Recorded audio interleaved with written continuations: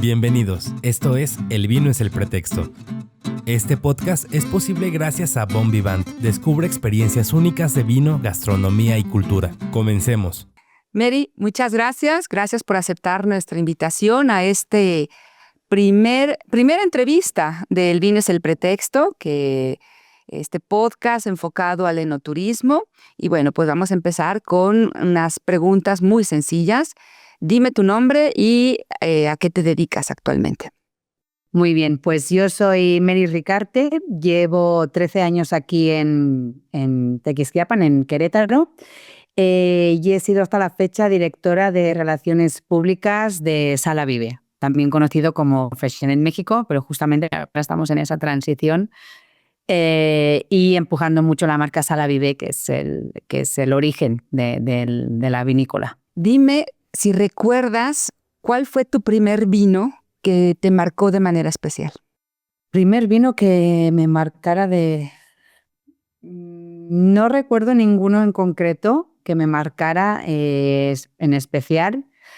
Sí, ahora si me dijeras una marca, te diría Torres, por ejemplo, porque nosotros de chiquitos somos de... Yo soy originaria del Penedés, estamos a 50 kilómetros de Barcelona. Y de pequeñitos, la excursión típica para los escolares era visitar la vinícola Torres o incluso Freshenet. Y eso es una manera pues, de dar a conocer al territorio, a tu territorio, a los niños, ¿no? A los niños y niñas. Entonces sí recuerdo como esas dos marcas, si me dices así de a temprana edad, pues sí te podría decir cualquiera de las dos, Torres y Freshenet. El mismo Freshenet, muy bien. ¿Y hubo algún mentor o alguna persona que te inspirara a adentrarte en el mundo del vino? Siempre he estado vinculada podría decir que siempre he estado vinculada al mundo del vino porque al ser de esta región del Penedés, que es la primera economía, el vino, pues mi mismo abuelo, ¿no? Tenía viñedos y iba a trabajar a la viña, ¿no? Era más como un hobby para él, pero sí que ha sido algo como que lo he vivido siempre de una manera muy natural y pues una cosa muy común en mi zona. Muy bien, padrísimo, como la mayoría bueno, no la mayoría, pero sí muchísimos españoles que esta cultura la traen pues de manera natural. Sí, exacto, es cultura, o sea, sin darte cuenta, tu día a día es ese, ¿no? O sea, es una cosa muy habitual, pero definitivamente es un tema muy cultural en las regiones de vino, incluso ver el porrón del vino encima de la mesa, ¿no? O sea, esas cosas que te chiquita o en tu infancia te pasan desapercibido y luego cuando ya creces, ¿no? Es cuando te das cuenta de decir, siempre he estado relacionada con esto. Claro. ¿Algún aroma en particular que te transporte a aquellos años de tu infancia o a estos primeros momentos con el vino? Las vendimias, sin duda, por ejemplo, las fiestas de mi pueblo que son a finales de agosto, de Vilafranca del Penedés, pues sí es cierto que en esa época era cuando se vendimiaba. Ahora se ha adelantado mucho, ¿no? Las vendimias, pero a finales de agosto era cuando la mayoría de los payeses, de los viticultores vendimiaban. Y sí, esos aromas ácidos, pero dulces, de que la uva ya está madura. Sí, o sea, sí. Y luego otra época que a mí me encanta, que la he podido disfrutar más de adulta, es el otoño. O sea, ver el cambio de color en las vides es algo para mí muy romántico a la vez que muy, muy poético y muy paisajístico. O sea, me encanta, si me dijeras una temporalidad, te diría el otoño, sí, por los colores, sin duda. Claro, qué maravilla, los paisajes únicos, ¿no? Y la última, ya para pasar al tema del enoturismo, si tú pudieras aconsejar a tu yo principiante de hace algunos años a cómo formarte en esta industria del vino, ¿qué le dirías? Que se formaran en turismo. Para mí, sin duda, el enoturismo es turismo. Ahora ya lo he escuchado muchas veces. Y con los años me doy cuenta que toda la parte técnica la puedes aprender, pero definitivamente cuando estás turisteando, y a mí me ha pasado de acompañar, ya sea por motivos laborales o de ocio, o en mi época de estudiante, a hacer visitas técnicas, no deja de ser ocio. O sea, no deja de ser una parte distendida de ese tiempo en la que sí vas a aprender, pero vas a disfrutar, ¿no? O sea, no es el tomar apuntes no estás tomando apuntes de lo que te dice el enólogo, por más técnico que sea, lo que vas es a pasar un buen rato. Entonces, para mí la formación en turismo sería una buena formación, o comunicación también, sí. Claro, muy bien. Pues pasemos ahora a esta parte de tus inicios, específicamente del enoturismo. Sabemos que en el 2006 desarrollaste un proyecto de enoturismo, precisamente, pues 2006, ya hace algunos años, en esta bodega mismo en Cataluña, Albet i Noia. Y bueno, pues a mí me gustaría mucho saber, Mary, en esos inicios, ¿en qué consistía este proyecto y cómo se veía el enoturismo en aquellos años en España? Que ya España es un país que está mucho más avanzado en el tema de enoturismo, a diferencia a lo mejor de México, que nos estamos desarrollando. Pero en el 2006, ¿de qué se hablaba? ¿En qué consistía este proyecto? Pues yo creo que lo podríamos equiparar mucho al México de los últimos 10 años, 6 años, porque a pesar de que sí es verdad que son territorios vinícolas, el turismo precisamente se veía como algo no se percibía este modelo de negocio como en Napa Valley o en Sonoma, ¿no? O sea, yo me acuerdo de muchas vinícolas cerradas los sábados y los domingos, ¿no? Porque pues eran negocios familiares, entonces los propietarios, los dueños decían, es que abrimos pero no viene nadie, entonces pues ya no abrimos. Entonces, bueno, o sea, sí también hubo una labor muy bien hecha. Existe a la fecha de hoy una asociación, o no, más bien un organismo que se llama Enoturismo Penedés, porque te hablo de la zona en la que yo estaba. Y es un organismo que es tanto es parte pública y parte privada de las empresas vinícolas, hoteles o restaurantes que forman parte. Entonces, a través de este organismo se hizo pues toda una estrategia, ¿no?, para atraer, por ejemplo, nosotros en el Penedés estábamos a 40 kilómetros de Barcelona, o sea, teníamos también una gran red de personas ahí, o sea, turistas potenciales, ¿no? Entonces, sí era importante como unirnos bajo una misma estrategia, abrir los sábados, abrir los domingos, ¿no? Está claro que los primeros meses no te vendrá mucha gente, pero sí fue una labor también de sembrar frutos y luego recogerlos, ¿no? En particular, yo en Albet i Noia, cuando llegué, el turismo era poquito. Tenían como ¿cómo se llamaría? Un punto distintivo para ellos, una característica que fueron los pioneros en los vinos ecológicos en toda España. Entonces, pues eso ya te pone como, es una característica distintiva de esa bodega, y por ese motivo pues tú puedes decidir ir a visitar a esta en lugar de otra, ¿no? Teníamos muchas visitas, sobre todo de europeos, tipo Suiza, porque era donde más se exportaba, Suiza, Inglaterra, Bélgica.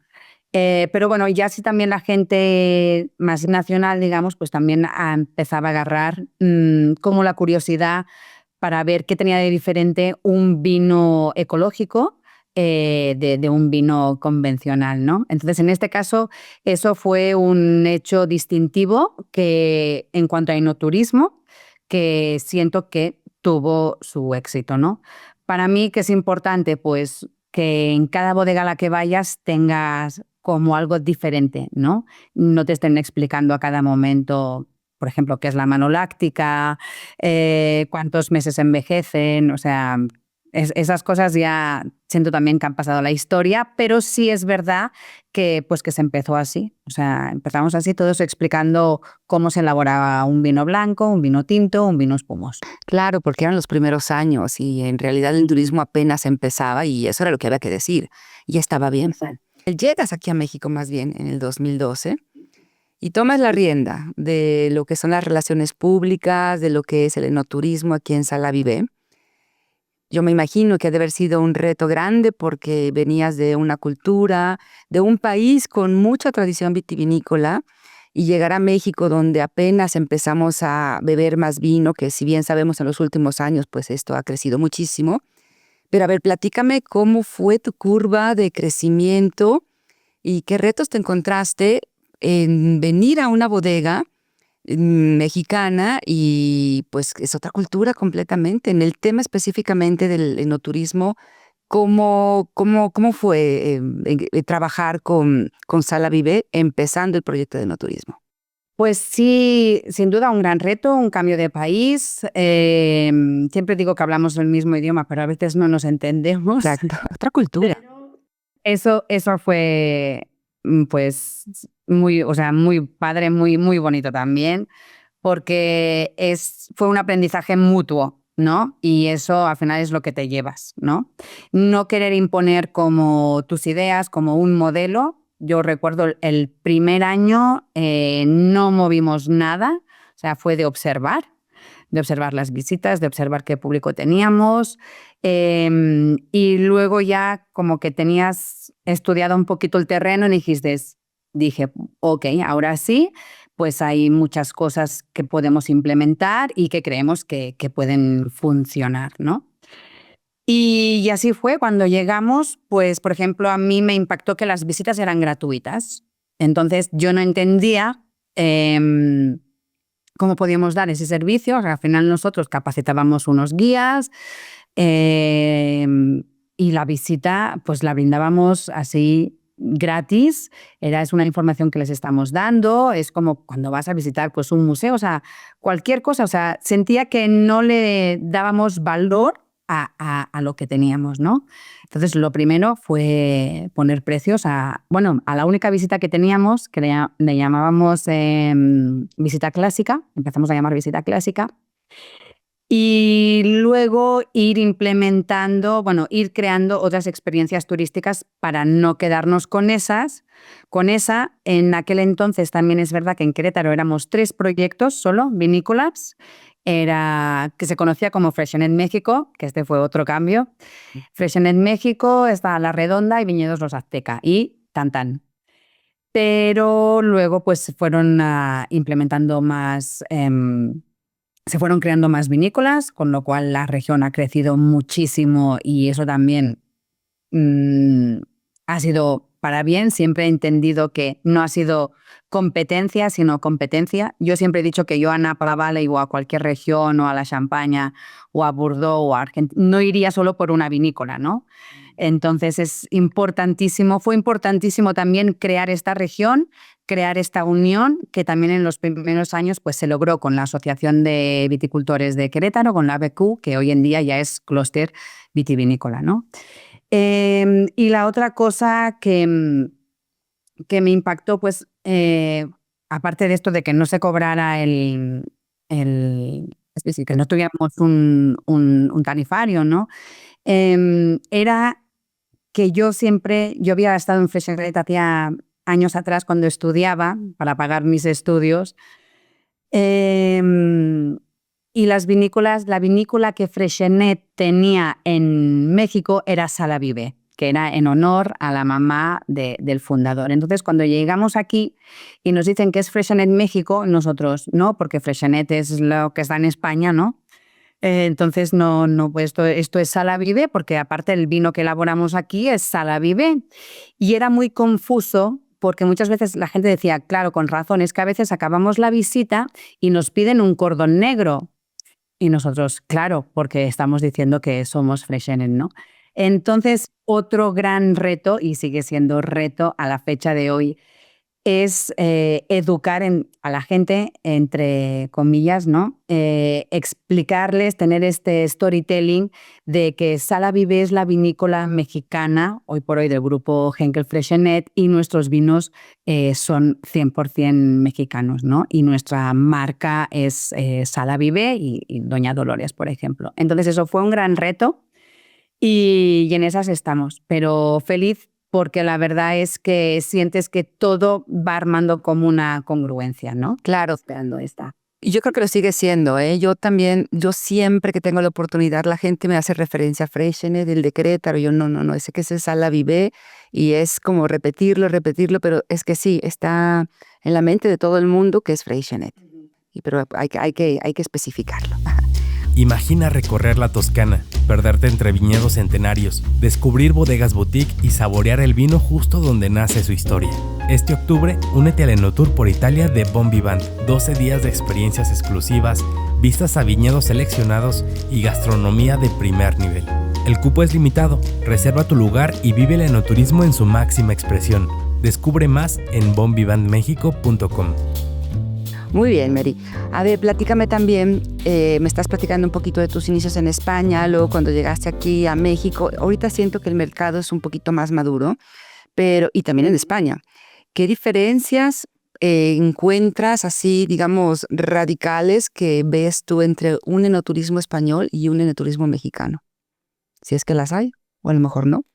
Supongo que sí las hay, por lo que comentábamos también al principio, por el tema cultural, porque en España muchas personas hemos estado pues conviviendo con el vino sin darnos cuenta desde pequeños, ¿no? Entonces, a lo mejor el enoturismo ahí es algo como más madurado ya, con quizás más años de experiencia. Pero también lo que decía antes, caímos en el error de, por ejemplo, explicar todos lo mismo, ¿no? Entonces, hasta que no te das cuenta de que si ya vienen de visitar 2 vinícolas más, ya sea un grupo de estudiantes, ya sea en una familia, ya sea un grupo de técnicos, y tú les vuelves a explicar los tanques, se van a aburrir, ¿no? Y en cambio aquí sí podría decir que aquí sí se vale un poquito intentar, digo educar siempre entre comillas, porque o sea, se entiende que todos somos educados, ¿no? Pero, o sea, sí puede ser más válido explicarles a estos turistas cómo se elabora el vino, introduciendo algunos tecnicismos, porque estamos más en pañales en ese sentido, ¿no? Es algo como más nuevo. Pero para mí es muy importante identificar muy bien quién es tu cliente, quién es tu turista, y de diversificar las visitas, cómo diversificas el vino, ¿no? Como tienes diferentes productos, pues al final el enoturismo es un producto y siento que también tienes que crear diferentes productos para cada tipo de turista, para cada tipo de familia e identificar quién es tu cliente. Claro, totalmente de acuerdo. Aparte, eso que dices es súper cierto. La primera bodega a lo mejor te puede parecer interesante, pero ya la segunda que te vuelven a repetir lo mismo, híjole, ya un poco menos. Ya la tercera dices, por favor, llévame a la sala de cata. Y se acabó. Claro. Entendieron muy bien en Napa y en Sonoma, ¿no? Que son como... Sí, ellos llegan al tasting room y listo, ¿no? Que eso está muy bien. Pero a ver, entonces, ya entendiendo que luego no podemos cometer estos errores en cada bodega, para ti, ¿cuáles serían, quitando esto, cuáles serían los elementos para tener un enoturismo de calidad, sin tener que ser tan técnicos? Porque de verdad, luego la gente, pues, ¿qué le importa la maloláctica? ¿Qué le importa que el tanque sea de acero inoxidable de X país? Pues eso no importa, al final lo que importa es el vino y la sensación que te hace vivir, ¿no? Para ti, entonces, ¿qué serían esos elementos? Para mí es clave un buen guía, ya sea un sommelier o sea un guía, y que capte la atención de ese turista. Y bueno, y lo digo también personalmente, yo fui guía durante mucho tiempo. Y sí tienes que enganchar, porque si no es como muy frustrante ver que estás explicando algo que no causa interés. Y a veces puedes acabar hablando de la telenovela, pero tienes su atención. Entonces, para mí el guía es el anfitrión. Yo a mi equipo siempre les decía, cuando los turistas llegan aquí o los clientes, ustedes son los anfitriones de Sala Vive, ¿no? Y tú como anfitrión lo que quieres es que pasen un buen rato y se vayan con el mejor de los recuerdos, ¿no? Y luego, si se van con un buen recuerdo, van a recordar tu marca, ¿no? Y van a recordar el nombre del guía y van a recordar qué día fueron, si era primavera, si era verano, si era otoño, si había... Entonces, para mí sí la persona humana que los está atendiendo es clave, y que esa persona pues tenga esa capacidad de hacerlos sonreír, de captar la atención, de ver qué tanto saben de vino para enfocar su discurso en uno o en otro. Si hay niños, pues ser amable con los niños. Yo siempre digo que los niños son bienvenidos y muchas veces, yo tengo 3, pueden ser muy latosos, ¿no? Pero cómo agradezco cuando les han prestado atención a mis hijos y mis hijos han estado interesados, ¿no? Por eso que les estaban explicando, a lo mejor bajar el discurso a un nivel un poquito más para ellos, pues lo agradeces, ¿no? Entonces yo diría que esa persona humana, el guía o el sommelier, el lugar, por ejemplo, el lugar de Sala Vive en Querétaro fue también un lugar clave. O sea, siempre digo que el señor José Ferré tuvo una visión, pues la más importante, que fue el enclave de la vinícola, porque pues estamos a 2 horas y media y de Ciudad de México, del Estado de México, y ahí pues volvemos a tener un potencial de población, de gente, pues muy importante. Y a veces te encuentras que hay gente que viene motivada. Los primeros años es lo que lo que vi en Sala Vive, es que no identificaban la marca. Entonces, sí venían, es puro turismo, o sea, pasaban por ahí y les tenías que explicar que hacías vino, o sea, era el discurso. Pero es importante tener un storytelling, y que la raíz o tu discurso pues esté muy anclado al vino, y el propósito sea que la gente venga interesada por el vino, ¿no? También es verdad que ha habido festivales que la gente ha venido, que también, o sea, han sido importantes para que a lo mejor te conozcan, pero tienes que tener esos elementos, en este caso el elemento vino, para engancharlos, ¿no? Porque lo que tú quieres, lo que se pretende es que conozcan tu marca, ¿no? Entonces, obviamente, tener buenos vinos y tener un buen storytelling, una buena historia que la gente la recuerda. Nosotros siempre explicamos la historia de la familia porque es muy bonita y es con lo que nos quedamos la gente, sobre todo los que no somos técnicos. Nos quedamos con historias siempre más bien personales. Claro, ya te me anticipaste un poquito a la siguiente pregunta, y era precisamente esta parte que sabemos que la esencia del enoturismo pues es el vino en sí, ¿no?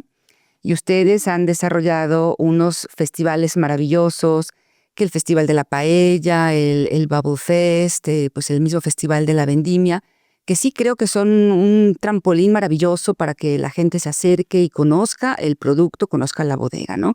Pero aquí la pregunta específicamente, ¿cómo haces para encontrar ese equilibrio entre el festival sin perder la esencia de lo que realmente significa la fiesta de la vendimia y el vino como protagonista?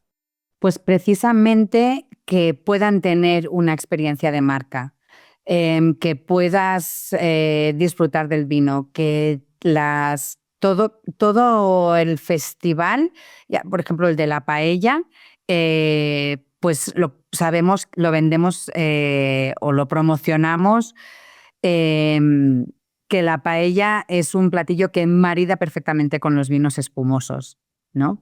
Y tú vienes al festival y, aparte de probar las paellas, pues puedes tener un taller de cata, ¿no? Puedes bajar a la cava y te explicamos cómo se elabora el vino espumoso. Y así con todos nuestros festivales. O sea, sí tienes que tener una experiencia de marca, porque, como decíamos, lo que tú quieres es que la gente pues venga al disfrute, venga al ocio, pero se lleve impregnado tu marca, ¿no? Tenga oportunidad de hacer un taller, de hacer una cata. Por ejemplo, en el Bubbles Fest, que vienen otras vinícolas, o queserías, pues hay talleres que maridan queso con espumosos y puede ser el nuestro o no, ¿no? Pero sí, que tengas una experiencia en torno al vino. La vendimia se entiende, o sea, es un evento pues, que ya te lleva al vino, ¿no? Pero sí es verdad que muchas veces pues, vienen por otro motivo, pero a ti lo que te interesa es que se lleven esa experiencia de marcas que lo consigues con otras actividades en tu evento alrededor de este motivo. Y los felicito porque de verdad creo que no hay que perder de vista jamás lo que es la esencia de las fiestas de la vendimia, que el vino como protagonista. Muy bien, padrísimo. Y bueno, ya por último, Mary, ustedes, pues creo que me atrevería a decir que son el caso de éxito más grande que existe en todo México, con un liderazgo en enoturismo en todo México, recibiendo anualmente 250,000 visitantes al año. ¿Cómo logras esto? Pues siempre he creído y he pensado que es un trabajo en equipo, no solo del equipo actual, sino que Freixenet llega a Querétaro en el año 79. Entonces, no es una cosa de la noche a la mañana, no ha sido de los últimos 12 años que he estado yo, sino que todo esto se consigue en el momento que en el 98 se apuesta por un modelo turístico para que la gente conozca la marca, ¿no? Entonces, en el año 98 llegaron María Baró y José Antonio, que fueron dos españoles, dos catalanes también, que el señor Ferrer les encargó vayan a hacerse cargo de la vinícola de México, de Querétaro. Entonces ellos, con muy buena visión, pues lo abrieron al turismo, ¿no? Claro, en los primeros años no llegaba nadie. Cuando explicaban en qué consistía, acababan en la tienda preguntando por un vino de tequila. Y esto, o sea, me hago referencia a esta historia porque es importante, pues, que mencionar los años que lleva Sala Vivé en Querétaro, ¿no? Entonces fue creciendo a lo largo de los años. Del 2000 al 2000, del 2006 al 2012 hay otra gerencia, que es Gemma Balaguer y Jordi Foix. Siguen creciendo los eventos y hay una masa muy importante de público. Y en el 2012 llegamos mi esposo y yo, y entonces fuimos como poniendo orden también en el buen sentido. O sea, ya teníamos una masa crítica de turismo, de turistas, y entonces fue el momento como de organizar, hacer valer, que como te comentaba antes, las visitas habían sido gratis durante todo ese tiempo, y de poner en valor todo este esfuerzo, y poner pues nuestro granito de arena con nuestros conocimientos en este caso en la zona del Penedés, e intentar poner nuestro buen criterio. Y seguir con eventos que funcionaban, con otros no, los hemos cambiado. Por ejemplo, el Bubbles Fest para mí ha sido un gran acierto, porque éramos la primera vinícola, somos la vinícola de vinos espumosos más importante de México, y si alguien tenía que tener un Bubbles Fest, ¿no?, éramos nosotros. Y pues haciendo estos pequeños cambios, después también de conocer ya cómo fluctúa y cómo es aquí el turismo y el enoturismo, ¿no? Eso para mí también fue fundamental. Como te decía, el primer año observas, ves que puede funcionar, que hay que cambiar radicalmente. Por ejemplo, a nosotros nos impactó mucho el tema de los excesos, de la tomadera de más, y eso fue otro tema importante, fue otro foco importante al que nosotros pusimos mucho empeño y mucho esfuerzo en frenar, que se vinculara, que se asociaran las vendimias o las visitas a una vinícola con la borrachera, ¿no? Entonces, porque culturalmente no lo conocíamos así y eso también fue importante. Entonces, pues sí ha sido como el logro ya de más de 3 décadas de 3 visiones diferentes, 3 gerencias diferentes que cada una ha tenido una visión y con muy buen criterio lo han llevado a cabo. Y pues sí, un trabajo de equipo, no solo del equipo actual, sino de todo lo que venía atrás. Pues muchas felicidades por este grandísimo logro. Y pues ya para despedirnos, no sé, ¿quieres hacer alguna invitación? ¿Dónde están? ¿Qué festival tienen en puerta? Invítanos a tu bodega. Tenemos en puerta el Bubbles Fest, que será el 28 y 29 de marzo. Es un evento padrísimo. No solo están los vinos espumosos de Sala Vivé, también hay otras marcas que hoy por hoy en Querétaro ya hacen vinos espumosos. Y bueno, felicitarte también a ti, Manisa, por este podcast, que le deseamos mucho éxito.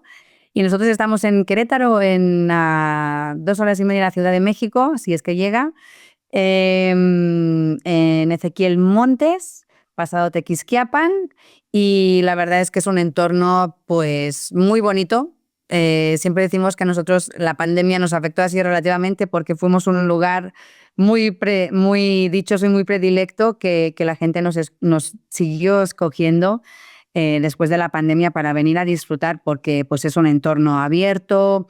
Ahora hay un área que es el Food Garden donde hay 4 restaurantes y nuestro wine bar. Y si ya has hecho la visita, porque pues muchas veces sucede esto, que ya nos conoces, ya no quieres visitar la cava, pero siempre hay algo nuevo en Sala Vivé, ¿no? En este caso el Food Garden, que puedes hacer tus tastings en el wine bar y acompañarlo del platillo que desees. Entonces sí es un lugar mágico, cerquita de la Peña de Bernal. Y siempre todos bienvenidos. Pues habrá que volver porque yo fui antes de la pandemia y no conozco, me acuerdo de Orilla de la Cava, muy bonita la bodega, pero toda esta parte nueva pues no la conozco. Pues te agradezco mucho, mi madrina de lujo, porque eres mi primera invitada en las entrevistas y pues te agradezco tu tiempo, agradezco que hayas compartido con nosotros tu experiencia y pues te estaremos visitando ahí y muchísimas gracias. Gracias a todos. Gracias, Manisa. Éxito. Bien, pues ella fue Mary Ricarte de Sala Vivé en Querétaro y espero que hayan disfrutado todo lo que nos platicó porque Querétaro y Sala Vivé particularmente pues es un caso muy importante, de caso de éxito del enoturismo. Espero que hayan disfrutado la charla y nos vemos en el próximo episodio de El Vino es el Pretexto. Gracias por acompañarnos en este viaje. No olvides seguirnos en nuestras redes sociales, donde nos encontrarás como @elvinoeselpretexto. Suscríbete si aún no lo has hecho y regálanos un like si te ha encantado este viaje. Este es un podcast de Bon Vivant, producido por Ser Creativo Studio. Nos vemos en el siguiente.